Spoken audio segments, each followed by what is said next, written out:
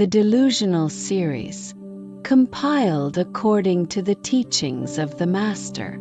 Author Fafu. The Delusional series. Part 9. The product of meticulous confirmation and practice. Let us recall our childhood. How arduous it was to learn each Chinese character, stroke by stroke. Countless notebooks were filled with practice.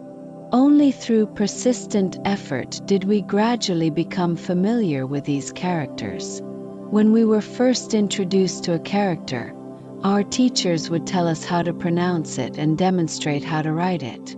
However, simply observing was insufficient. We needed to practice repeatedly. Without practice, we would never have been able to write the character correctly. Every character, regardless of its complexity, required our dedication. Now, when I encounter unfamiliar characters in classical texts, I realize that it takes time and practice to master them. If we had not practiced writing each character a sufficient number of times when we were young, we would not be able to recall them now. The more we practiced, the more firmly the characters were imprinted in our minds. For instance, even after many years, people can still write their names without hesitation, without consciously thinking about each stroke. This is an example of effortless action. Our delusions operate in a similar manner, automatically and without conscious effort. This demonstrates that delusions arise from practice and become habitual. Let us recall our initial experiences with sentence construction. When we first encountered the concept of forming sentences, did we understand what it meant? Initially, we didn't. Our teachers provided us with examples, and through observation, we gradually grasped the concept. We learned that placing a word within a sentence in a meaningful and appropriate manner was considered sentence construction. Subsequently, we attempted to create our own sentences. However, could we effortlessly construct sentences using any given word? No, because we often lacked a comprehensive understanding of the word's usage and meaning.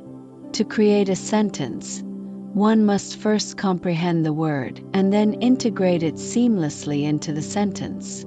Although we have all engaged in sentence construction, we may find it challenging to do so spontaneously with any given word. This suggests that the ability to form sentences is not innate, but is acquired through practice and experience. We were essentially training ourselves to fabricate thoughts when we were learning to construct sentences. The goal was to construct sentences that were both logical and aesthetically pleasing. As we practiced sentence construction, we moved on to writing diaries and essays. I remember the initial struggles I faced when writing narratives. I had no idea where to begin. From that point onward, my mind began to fabricate more and more elaborate stories, adhering to specific rules of writing. I learned to incorporate poetic and picturesque elements into my writing. However, have you ever considered that all these stories were merely fabrications of my mind? And these fabrications didn't stop there. They continued to grow and evolve. For instance, seeing someone wearing a beautiful dress might trigger a desire to own one myself. Initially, our fabrications were crude and simple. However, over time, we became more adept at creating intricate and plausible narratives. Eventually, we became so skilled that we could no longer distinguish between reality and our own creations. We convinced ourselves that our thoughts were reflections of objective reality, when in fact, they were merely subjective interpretations.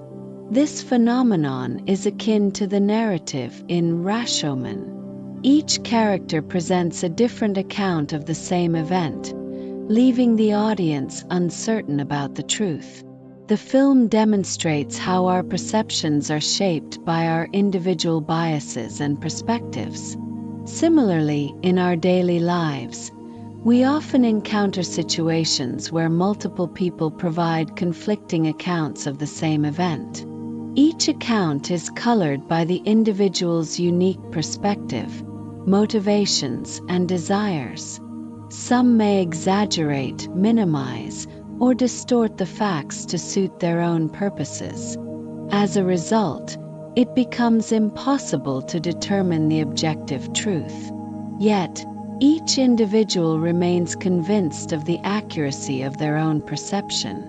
This unwavering belief in the absolute truth of subjective experiences is a hallmark of delusion. Even when describing the same event, one's personal emotions, preferences, and definitions inevitably color their account. This subjectivity makes it impossible to provide an objective description, as our perceptions are always influenced by our own biases.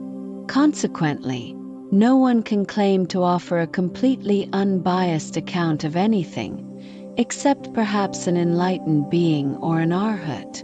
Once we truly understand this inherent subjectivity, we become more detached and less attached to our own perspectives.